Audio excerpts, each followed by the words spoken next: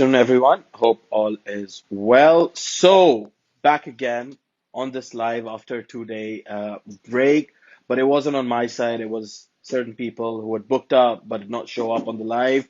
So, we are now going to be going live with a property developer who is based in South Africa, and we're going to be talking about property development, property investment, and let's see what knowledge they can share and how they go about property developing and property investing, and what um, knowledge they can share on this front. So we've got Sylvia here.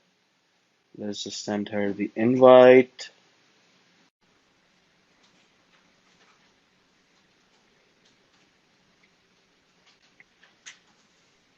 Hi, Mutaza. How you doing? Good, and yourself? I'm doing fantastic. But Thank I you for can't having see me. you. You can't see me. I can't see you. Okay. Let's see. Just a minute. Mhm.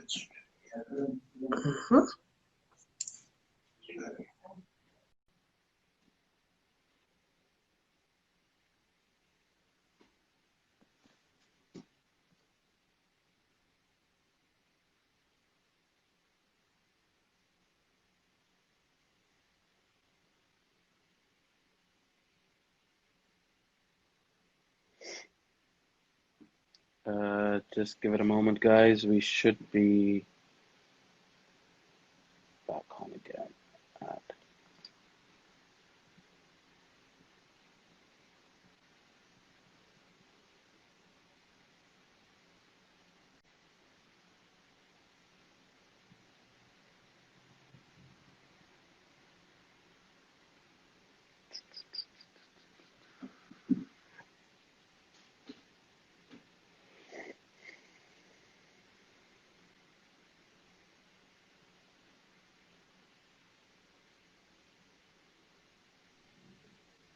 Hello,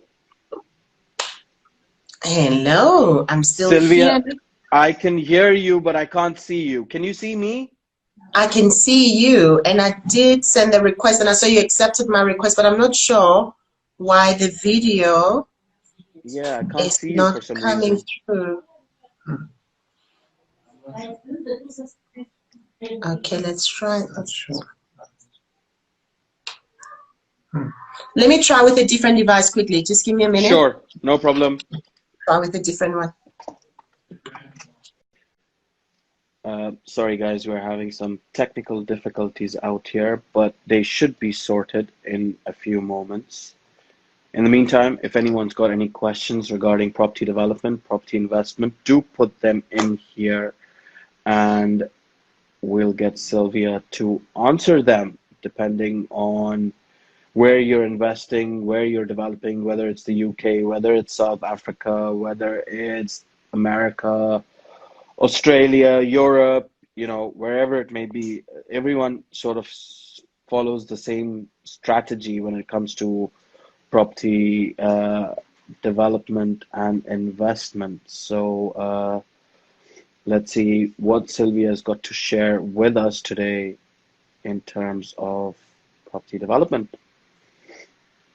It's been a 2 day break from this live session. I'm not like trying to recuperate the questions that I normally ask my guests that come on here.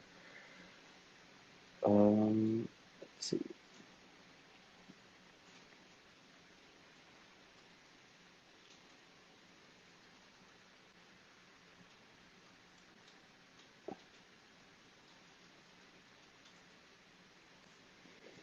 We should be live again. I mean, if someone wants to go back and come back again while this technical difficulty is being sorted on Sylvia's end, you are free to do so. Yes. Okay, here we go. Go live.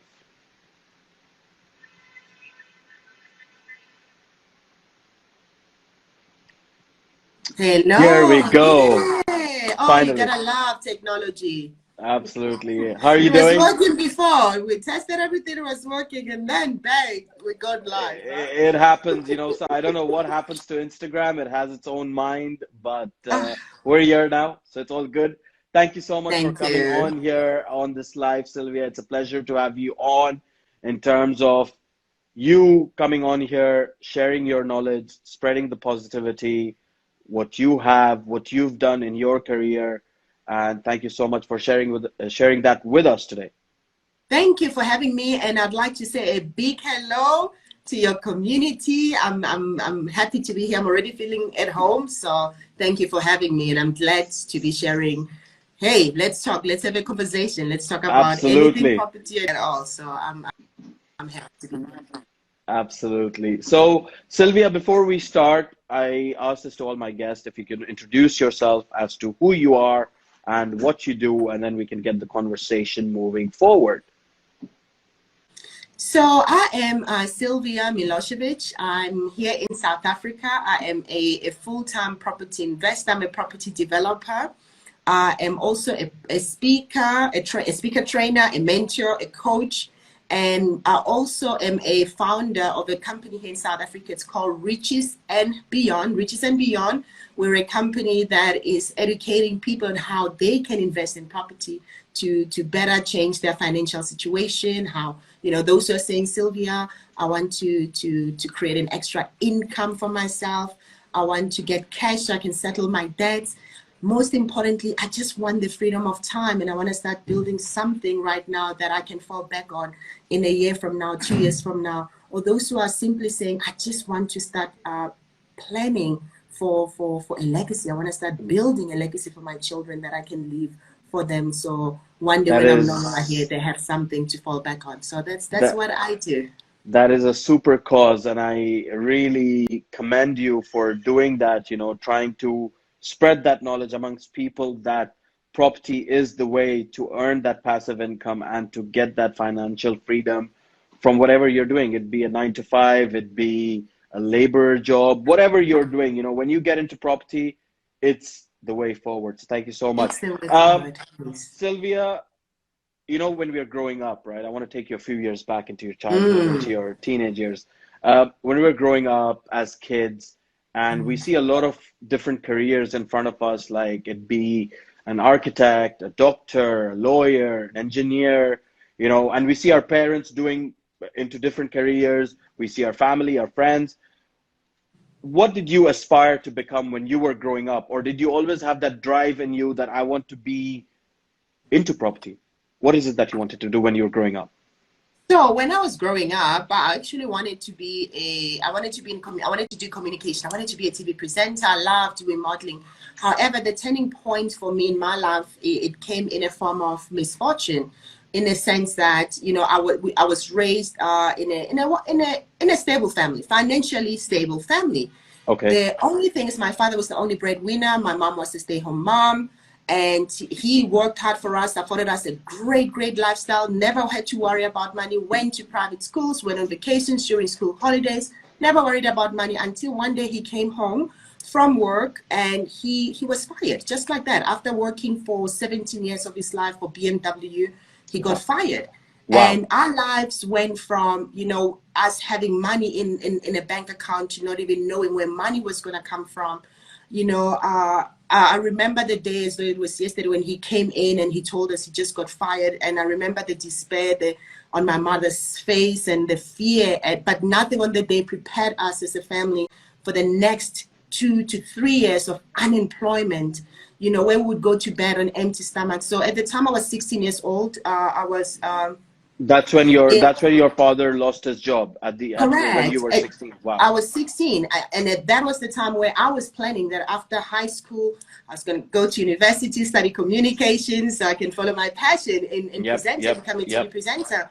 yep. But what happened to him was such a huge awakening, primarily because he tried to get back to the job market and he was constantly told, you're too old, or you're on the waiting list, so we'll get back to you. He wasn't a lazy man. He woke up every morning with us at 6 o'clock, got in a bus, went out Went there for the looking for the interviews and job, everything. never, Yeah. 100%, he never got another job again. And as a result of that, he got into depression. He felt like a failure. I remember this one particular day, we were sitting in the living room, and my father just broke down. He just literally broke down, started crying. I could see tears coming down I had never seen my father crying in my whole life. He's the strongest man Father, I've ever exactly. For known. and You know, especially as a daughter, I have two daughters, and mm, when they look up to you and you're yes. like their pillar, you know? You are the hero. You're like Exactly. literally, when we Exactly. watch superhero movies, our first superheroes are our dads, And that was my superhero. That was my role model. That was the man I wanted. I always grew up and saying, when I grow up, whatever it is I'll do in the world, I just want to be like my dad. And I want to be Absolutely. married to a man like my dad. I think a lot of girls who have good dads feel like that. And that was my dad. And he started crying while he's sitting on the couch. And as he was crying, he was saying, oh my gosh, painful, like knife striking words. He was saying things like he apologized to my mom, and as he cried, he says, I apologize. I'm sorry, my wife. I'm sorry, my children, because I have failed you. I have failed you. The one thing that as a man I'm supposed to be able to do for you, I have failed in doing that for you. And I'm so sorry. So if he had a dream, his dream had turned into the worst nightmare. Yep.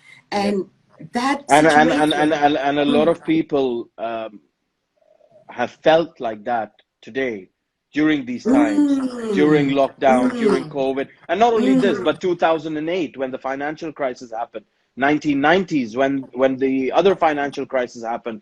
I mean, during all those Ah, times, people go through that, and yet they come up strong, and they fight for it, whatever it may be. Either it be starting a new job, starting a new business, starting a tech business, property, whatever it is, people do stand up. correct. So how did that put you in the driving position of where you wanted to be today? So you mentioned that you were at 16 and your father sort of lost his job, and Right, then right, and right. how did you pick yourself up from that and move on? So at that point, even though I was young, didn't know I would not rely on a job for security, not rely on anyone to look after me. So I grew up when I turned 21 for my 21st birthday. My parents did Okay. something amazing for me. They bought me a book.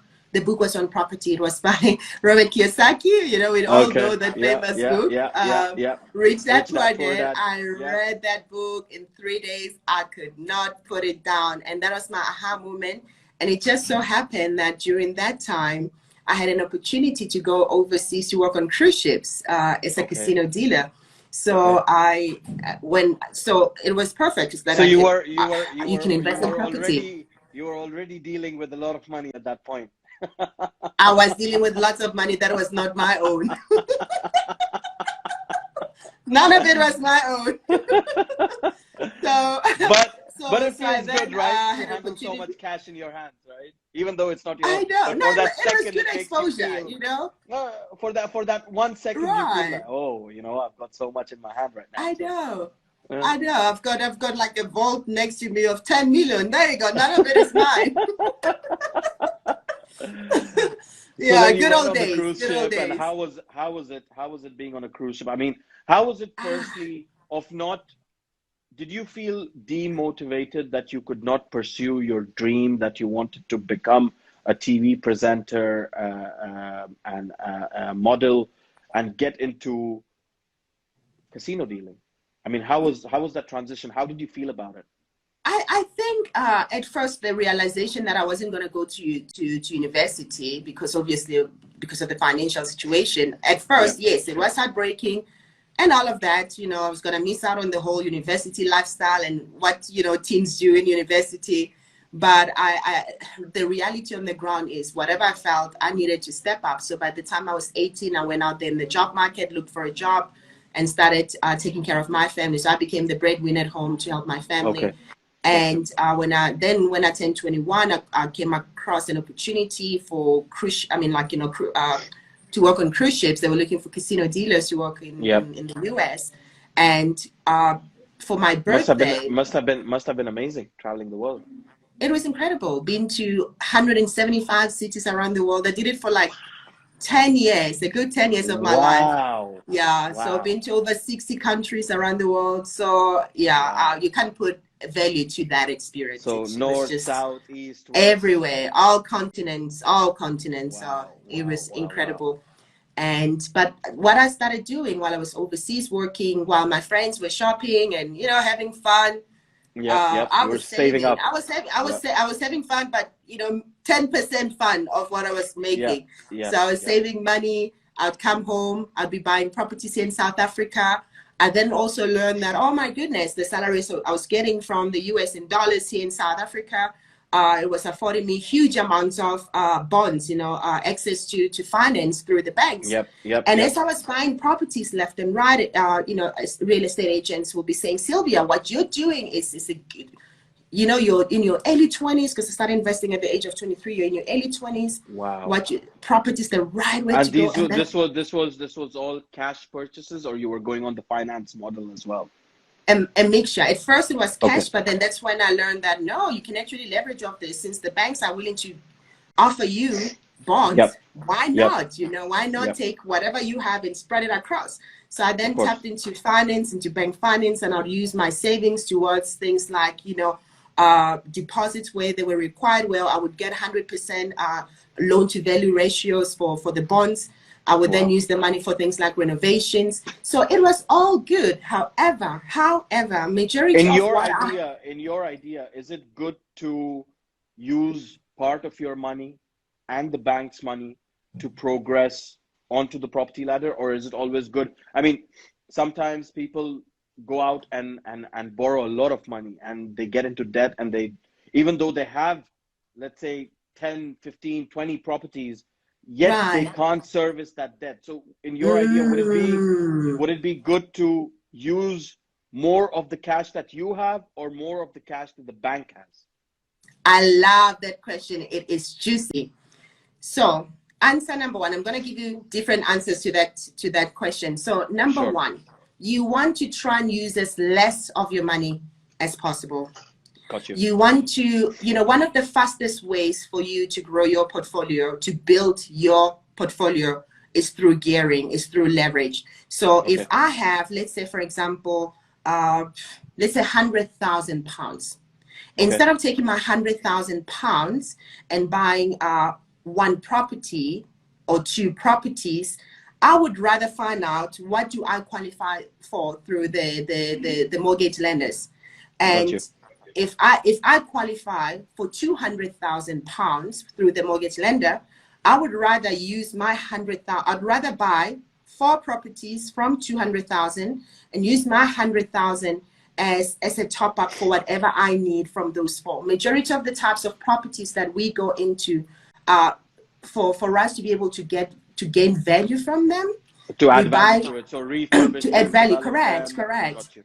So we buy distressed properties. We never buy from new developers or new builds or new areas. We always look out Okay. for, areas that are positioned in the right location, closer to where the jobs are, closer to where the public transportation precincts Yep. are. But we Yep. look Yep. out for Yep. those areas that have been around the longest of time, for the last 15, 20, 25 years, where lots of bonds have already been covered. So we move into those areas. We look for motivated sellers. So what we do is Okay. that we make sure the golden rule is that we always buy below market value. Got you. And we also make sure that whatever it is that you're going to be buying, you want to make sure that that property cash flows from day one. And that's how you Gotcha. avoid situations such as running into a position where you have multiple properties that are not cash flowing. Now you find yourself having to top up on those properties. And if interest rates should go higher, then you get into trouble. You never want to get into trouble. And how you Of course. avoid getting into trouble is you make sure before you buy the property, you run your due diligences, you learn the areas, you make sure that there's a demand for your strategy that you want to apply in that area, be it buying for letting purposes, be it buying for selling, be it you'd want to do an HMO, whatever it is that. What's your number one criteria when you look at a location? What drives you to invest in that location? I mean, you're based in South Africa, but that could apply to anywhere in the world, right? Anyone could look at that particular criteria and go for the investment. So what is that number one criteria that you look at? I would say, so the first question that I always ask myself before I start looking, first Yep. question I ask, what Yep. is my strategy? What is my strategy? What is it that I want from property? Do I want to get cash flow, or am I looking for cash? Some people want cash. They want to make a £50,000 profits so they can settle their credit cards or whatever they need to use the money for. Someone will be like, all I'm happy with is an extra income on top of my salary. So now you say your strategy is cash flow. Now, once you've Got you. identified what your strategy is, the next question you ask yourself is, where can I go where this strategy works best? Got you. And how you identify an area where your strategy works best, you need to do things like desktop research. You need to study the trends in that area. You need to subscribe to reports that will give you an indication to show you what number of transfers are taking place in that area. You also, most Do importantly, want to you look at population growth? you can look at population, but the most important thing is to look at the movement in the area. How often are people buying property? You don't want to invest in it. If I'm saying I want to buy for the purpose of flipping property, you never want to operate in stagnant markets. You want to operate where there's a lot of movement The in that area. market's moving, exactly. 100%. And New buyers, family owners, all that kind of stuff. 100%, where there's a lot of demand. And Yep. other ways, other criteria on how to pre-qualify areas like that is they say, there's a saying, and I love it, that when coming to property, there are two P's, a P and a P. The first P stands for people. The second P stands for property. So property investing is a people's business. You want Absolutely. to build relationships with local real estate agents. They are the local experts. They know the area like the back of their hand. So you want to engage with them. At least meet a minimum of 10 to max 20. 20 is the ideal number where you meet with them, you find out about the area, you do let them know, I'm a property investor, I'm looking for this type of properties. I would say a minimum 10, minimum 10, but ideally 20 people in that area. Wow. And this is before you invest. This is before you go out there buying properties. As a matter of fact, property is the last thing on your list. People do it completely the wrong way. They go out there, they see the property they like, they meet that one real estate agent, they negotiate for the price, they drop the price by 10,000, 20,000. They say, oh, I got a bargain. They buy the property and then they look for the tenant to move in. Utterly incorrect way of looking for property. You firstly need to do your research. You need to understand the area. You need to identify your strategy. You want to build relationships with the local property experts. You want to study what we call desktop research, learn about your area from the population to what's happening there. You know what's happening. Are there businesses that are moving into your area?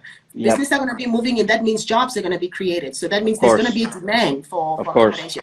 Are business moving out? If people are moving out of that area, that means there might be there might not be a huge demand. So you need to study your areas before you buy. You equally want to take it a step further.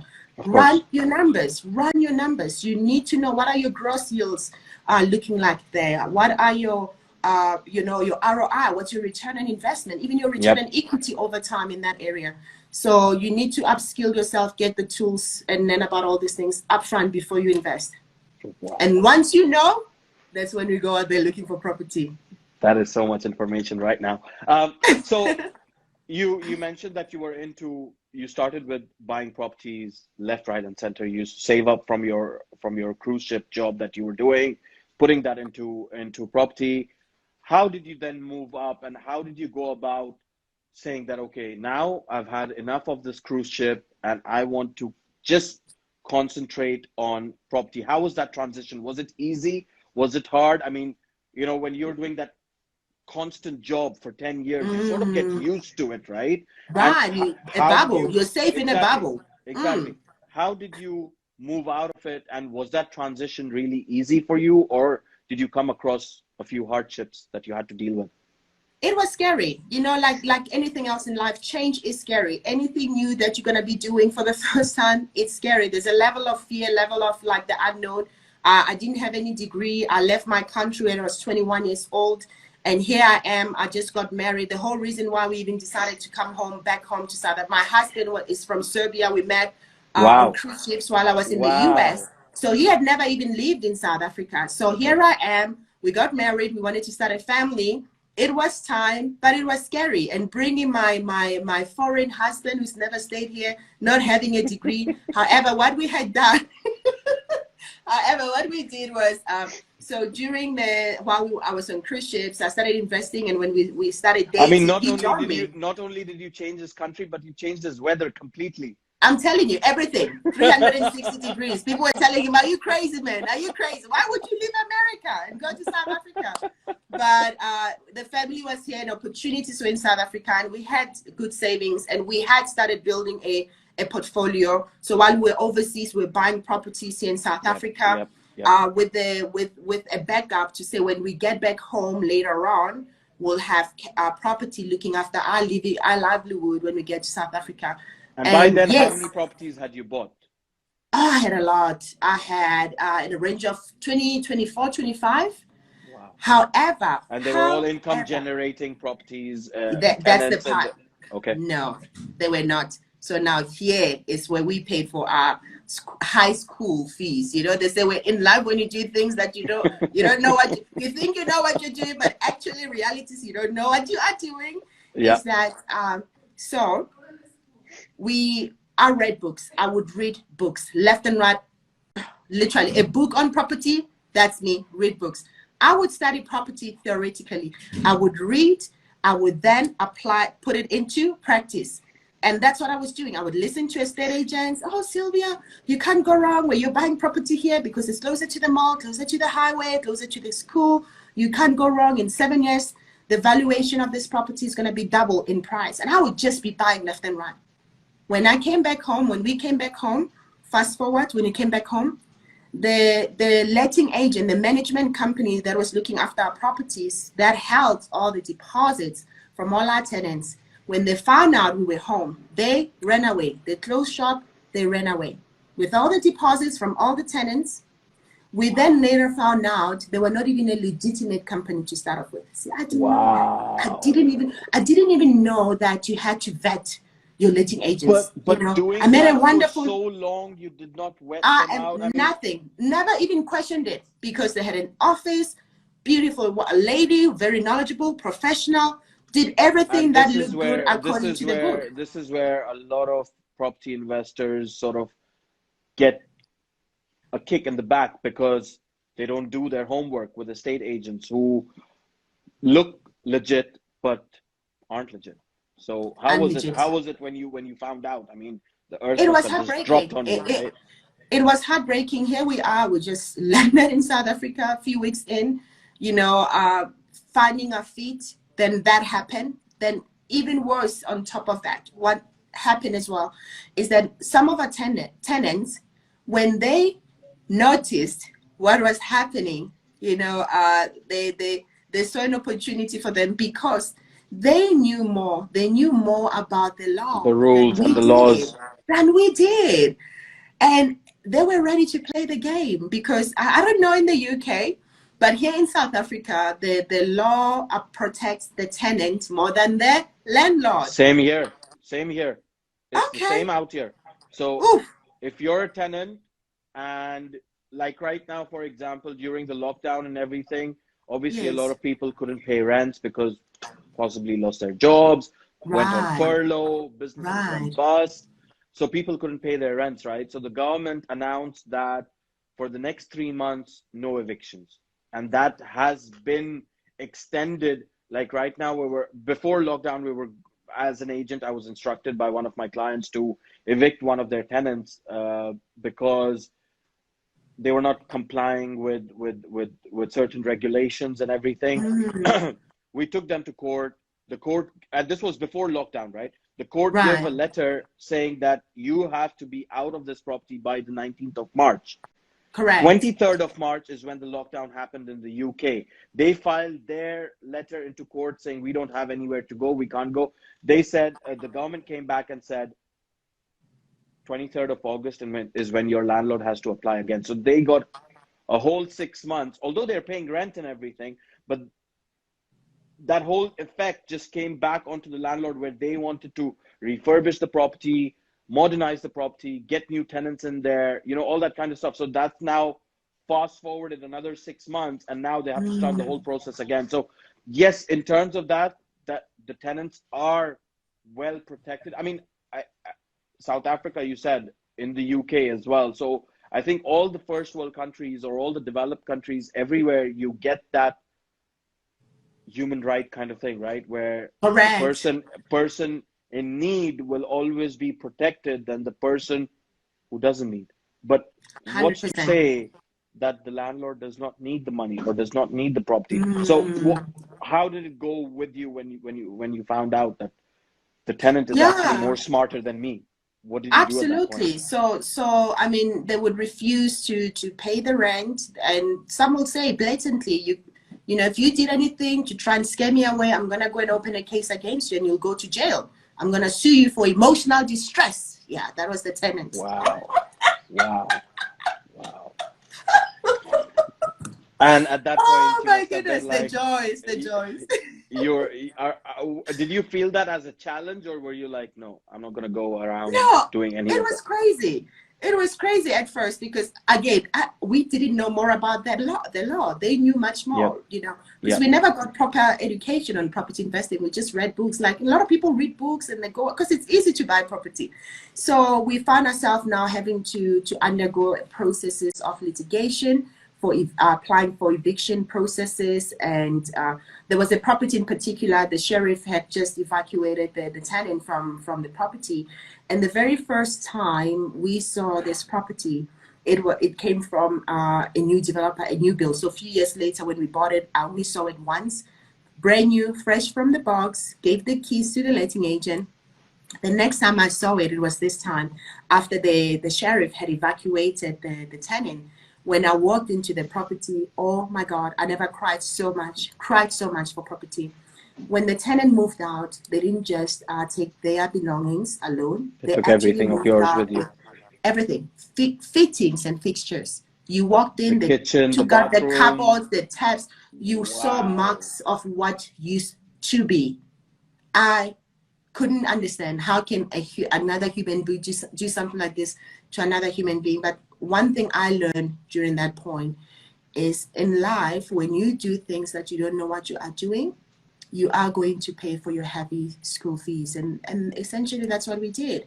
But then a few months later, a good friend of ours came across a seminar. It was a property investment company that was educating South Africans on how to can invest offshore. So it was a British company. As a matter of fact, Oh. it Oh. used to be called Brick by Brick Legacy, and they had a program Okay. called Brick by Brick. So they were here Okay. in South Africa. They were educating South Africans on how to invest offshore. And I remember I attended their free event, and as I was Okay. seated there, the speaker was talking about mistakes people were making in property. Guess who was talking to us? You know, it was talking about And you solutions. and you felt Oh, like I felt it. that's me. I You're felt it. talking about Right. me. Right, because we found ourselves at that point we were at crossroads. What do we do now? You know, we just Yeah. quit from our jobs. I don't have a degree. It's not like I can get a job here in South Africa. What do we do? Do we go back and ask for our jobs back on cruise ships? What do we? So we're literally at crossroads. Then we bumped into this event. A friend invited us there, and there's a powerful saying that goes when the student is ready, the teacher will appear. Now our teacher came in the form of this seminar, and we loved everything we heard. We went all the way to their main training. They had like a 3-day property investment Yep. training. Went into Yep. that, loved it, got so much golden, learned things that we had never heard before. That there's more ways for you to raise money when coming to property instead of just going to the bank. That there's at least minimum 10 different ways for you to tap into to raising finance. That there's even property strategies that you can get into without using a single cent of your money and yet still making money. They were talking about your back-to-back deals, installment sales. I had never And heard of such thing. that just opened up It all your blew my eyes. mind. We're talking about 15 most powerful property strategies that you can tap into to make money. I only knew about buy to lets. That's all I was doing. Yes. I knew people Yep. were buying properties at the auctions, but that was too Yep. scary Yep. for me to do that. So learn so much in that, you need to have to treat property investing not just as a side gig, but you want to set it up as a business. And for it to be a successful business, you need to build a team around you. There's Of 12 course. distinct people you need. I took it all the way, came to the UK. Then that's why I did my mentorship. My personal property mentor was in the UK, Aiden. I spent about 2 full weeks with Aiden. Took me around, your Southampton. Went around uh, to what do you call, Did you to the manage to buy south. your property in the UK? No, I didn't at the time. I didn't at the time. It was too expensive. It was the exchange rate for South Africa was way high. This was Okay. in the around 2011, 2012, Okay. Okay. slightly after the recession. So Yep. Yep. yeah, it was way too expensive for us South Africans. But I did my mentorship then. I learned a lot of things, and then when I got back home, I started applying everything I had learned from From the Aiden here in South courses, from Africa. the mentorship and everything, put it 100%. together. And he was my mentor, overseeing every single thing I was doing. Before I would Wow. sign any contracts, he would have a look at it. They paired me with a local coach in South Africa, a person who used to be in their course before and was seeing Yep. success for support. And the first 8 years of us investing in property, we did it completely wrong because we did it the theoretical way, Yep. our own way. And it Yep. took 4.5 years with working with the right people, getting the right support to achieve a level of what we call financial independency, where we had built multi-lets for student accommodation, where we got rid of the portfolio that was not making us money, which was hard to get rid of because we were emotionally attached to those properties. Of It course. felt Of nice course. to say, I It's your own it's this your many. it's your hard work, it's your hard money that you've put in there. 100%, And 100%. it's always there, right? That emotional, even though you don't live there, but you Right. see that It's your your money has accolades. built that. Exactly, that money has Yeah. built that wealth for you, and you can see that wealth in front of you, so you do get Correct. emotionally attached. So Yeah. then you got into, I think, into speaking, into mentoring people, into property. How is it going for you on that front? Yeah. Like, So you after were a achieving student yourself, success, and now you're a teacher. So how do you correct, how does it correct. feel? Yes. So became a student, got the success, taught people around me, my family, my father, my mother. They even own a construction company. They're full-time property Wow. investors. Today they live better than most people who are full-time employed. So Wow. that my father's dignity is restored. And then we realized we've got a winning formula here, because what we're doing, teaching to others, they're seeing the same results, and that's where our company was birthed. And Which we've is been operating for to the last 3 years. We've touched over 40,000 people's lives here in South Africa. wow. We have helped our students to raise, I'm trying to think, 500 million in rents. You divide Wow. that by 19. I don't know what the exchange is in pounds, but in South African rands is 500 million worth of funding for students. So we educate on your introductory strategies such as buy to sell, buy to let, buying through the auctions, your multi-let, your HMO, house of multiple occupancy, Are all you the way planning are you to planning to commercial. start your own university? Maybe in the future. Maybe in the future. So right now we're still, building this up. Maybe in the future. Good I've stuff. heard that before. Maybe in the future. But yeah, it's great. And now we also are developers. We own buildings now. Wow. We for student accommodation, for Wow. for families, buy land, build, brownfield, greenfield, the whole And nine yards. are So you planning to bring that strategy over? Uh, I mean, are you planning to bring that strategy overseas, maybe to the UK, to develop in the I'd UK? like that. I need strategic partnerships. I need strategic partners. I would love that. Definitely. Let's stay in touch. Would love that.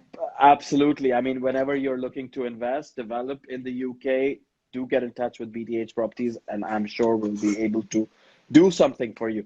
But Sylvia, it's been a pleasure talking to you, sharing Thank all you. that knowledge.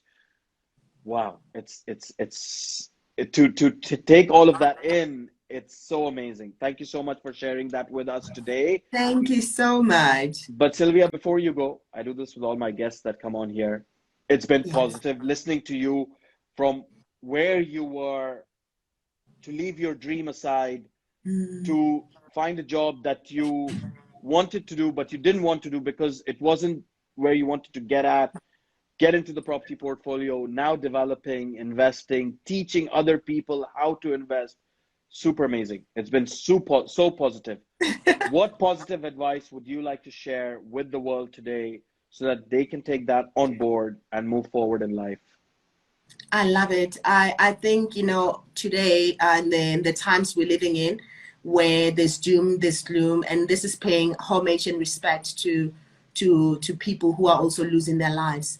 Of course. But I also want to say that in the middle of this despair, there lies huge opportunities. Sometimes opportunities are disguised as misfortunes. So there are lots of opportunities. It has been said that during the 2008 world recession, there were more billionaires Not created even during that millionaires, time. billionaires. Not Exactly. millionaires. The most billionaires in history were created during that time than any other time in Absolutely. history. Absolutely. These are people who brought about solutions when everyone was crying. These are people who spot opportunities and they reposition themselves. Now that same landscape or the same climate is Of right here course. for everyone, whether you're in Of the course. UK, the US, or you're in South Africa, where interest rates are dropping, where there's more motivated sellers right now than any other time, where people are looking for your help. All it takes is for you to get the knowledge and know what you are doing and Of step course. in and say, I'm here to assist. Instead of you losing your house to the banks or to the sheriff, I can buy it from you. And you structure deals in a way that it's a win-win situation where they get to sell their property and walk away with something, and you can keep the property, fix it up, rent it out, it cash flows from day one, or you fix it up, you sell and still make a profit. Of So course. opportunities are there, You just need and to find it. you just need to find them. So 5 years from now, you can tell a tale of this was how you reposition your life, how you Absolutely. bounced back, how you emerged powerfully, or thrived during this time and emerged powerfully post even this time. The Absolutely. opportunities right here, and you start working at it right now. Thank you so much. You've been absolutely amazing, Sylvia. Thank you so much for joining me today, sharing all that knowledge and spreading the positivity. And I hopefully, appreciate it. when you're in the UK and you're looking for properties, I'll be there for you. Thank you so I will much. certainly look out for you. Thank you so much. Thank you, Thank you, Sylvia. everyone. Bye bye. God bless. Take care. Take care. Bye bye. Bye. Bye. Thank you. Wow. So that was Sylvia who joined us today, a property investor, property developer. What an amazing story from where they were to where she is today in terms of developing properties. I'm sure she did not think that when she was at the age of 16 that she's going to go out and be a successful property developer. So amazing story. This is why I share it with the world today, because there are people out there that are doing it, that are finding the opportunities and are taking the risk to make those opportunities into their successes. So listen to the people who've done that, and you can do it too. So thank you so much to Sylvia for joining me today. Thank you to all the guests that have been joining me. It's a pleasure to have you on. Do join me again at 6 p.m. where I'll be talking to an interior designer who goes out and designs properties in central London, in the UK, and he's going to share everything, how they go out and do that. Thank you so much. Take care. Bye bye.